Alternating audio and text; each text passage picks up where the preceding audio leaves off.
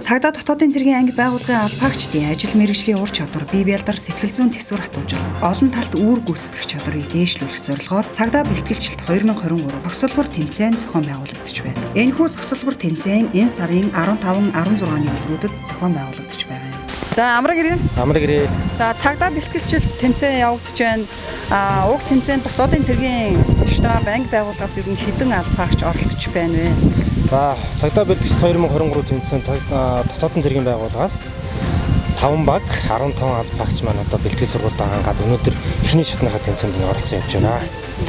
За тэмцээний үйл явдлаас сонирхолвол тэмцээн маань айгүй тийм онцлог явж байна. Нэгдүгürt тодорхой хэмжээний хугацаанд завсардсан. За түүний дараа зохион байгуулагдж байгаараа за мөн цаашлаад маш олон анги байгууллагуудыг хамарж байна. 48 байгууллагын 138 баг тамирчид өрсөлдөж байна. За тэгээд тэмцээн маань өөрөө маш тийм сайхан зохион байгуулалтаа удирдлагын хэмжээнд маш гоё зохион байгуулсан, шударга явах нөхцөл болцоо маш сайн хангасан байна. Бүх цэгүүд байна. Цэгүүд дээр одоо хяналтын камер, давхар хяналтын шүүгч гэх мэтчлээ одоо маш зохион байгуулалтын хэмжээнд маш сайн явагдаж байна гэж би харж байна. За энэ тэмцээнд болохоор би өөрөө анх удаа оролцож байна.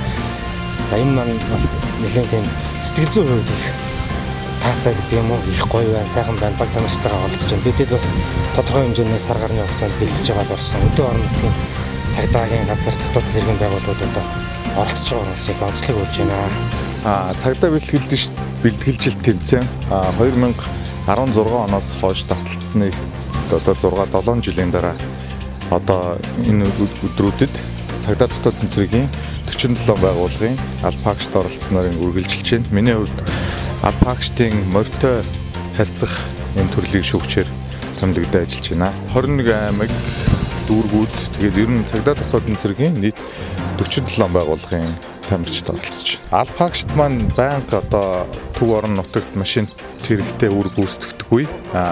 Тухайлбал одоо хөдөө орон нутагт ажиллаж байгаа хэсгийн байцаагч, хэсгийн төлөөлөгч, онц чухал объект хамгаалж байгаа албаагчд морь малтай харьцах тийм зайлшгүй шаардлага өдөр тутмын одоо ажил амьдралд нь тохиолдно. Тэр бүгдийг одоо шалгаж байгаа нэг төрлөн гэж ойлгож болно энэ морьтой харьцах тэмцээний.